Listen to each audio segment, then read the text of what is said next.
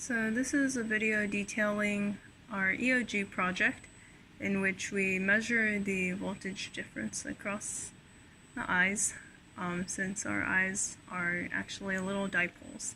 However, the voltage from your eye is really small, from around 0.4 millivolts to 1 millivolt according to Google. So we have to amplify that by a lot. And what I'm using to amplify it is this instrumentation amp. So let's first jump into the demo. I'm looking straight forward right now. When I look up, I should be able to see a voltage jump. When I look down as well, and then blink, blink to the side, forward, and to the right again, to the middle. Diagonally as well, should produce a pretty big, substantial change in voltage.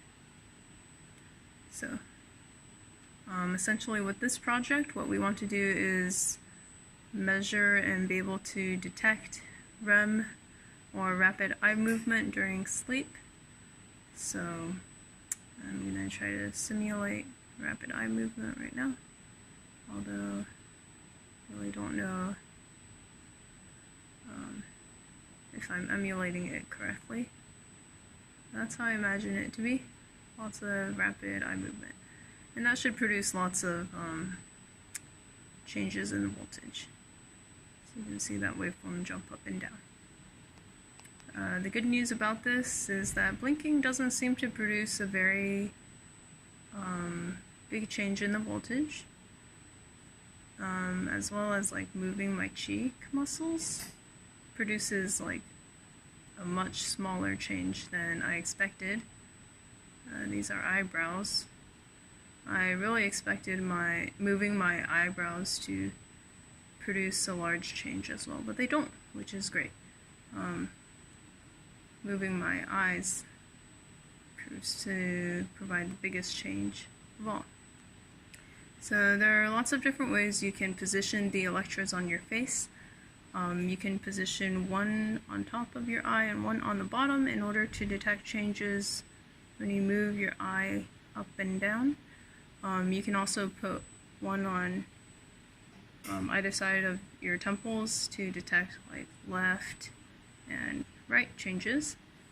But the configuration I decided to go for was not like a 4 electrode setup, but rather a 2 electrode setup plus a ground. So this way we can detect changes like up, down, as well as side to side, using this kind of diagonal configuration. So another thing I'm noticing is that like pushing on this ground electrode obviously does not really change the wave that much, but pushing on these guys really hard will. So that's one thing to look out for, although that's pretty expected because I'm definitely like changing the amount of contact this electrode is making with my skin, as well as, you know, deliberately pushing down on these so that their position is changed. But other than that, I'm very satisfied with, you know, how accurately this is picking up movement in the eye while ignoring certain things like moving my muscles. So yeah, that concludes the demo.